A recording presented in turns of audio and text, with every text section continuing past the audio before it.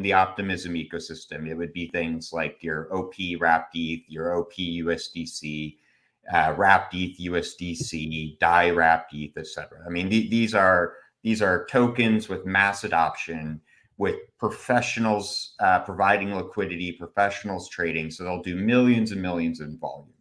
And if you're able to concentrate that liquidity, you get much better outcomes for traders, right? Much lower slippage.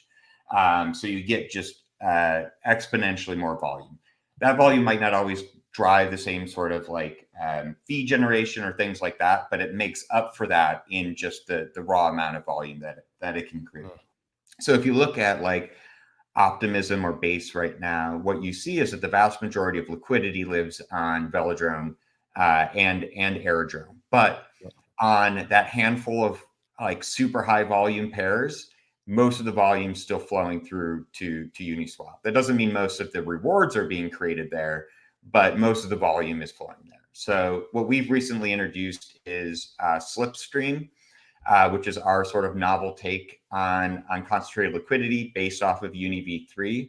And that basically adds, another puzzle piece into this, comprehensive liquidity solution that we're offering.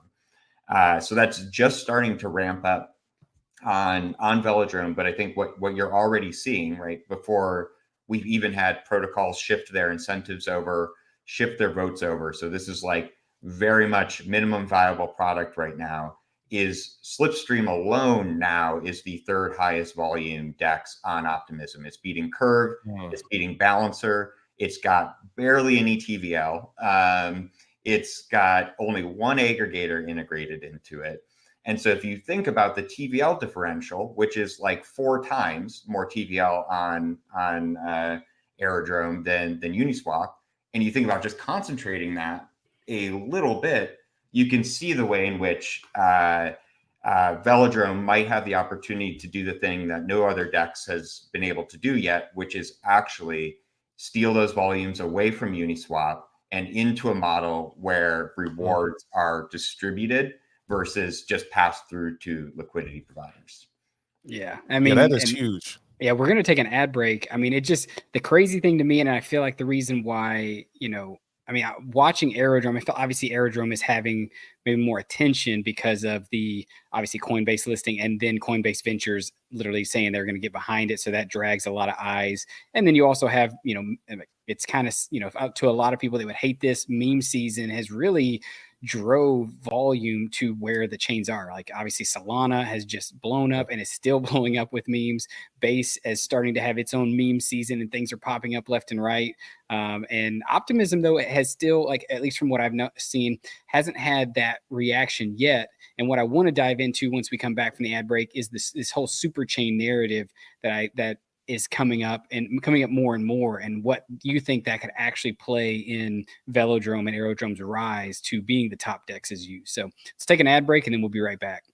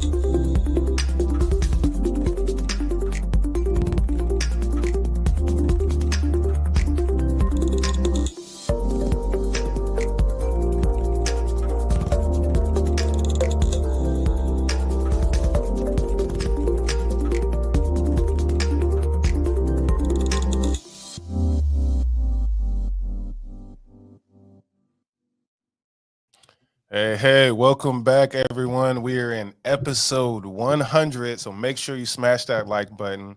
Appreciate y'all for all tapping in. Those are ads from our sponsors. Big shout out to Non-Fungible Domains, Examarket, Gora, and Lofty AI.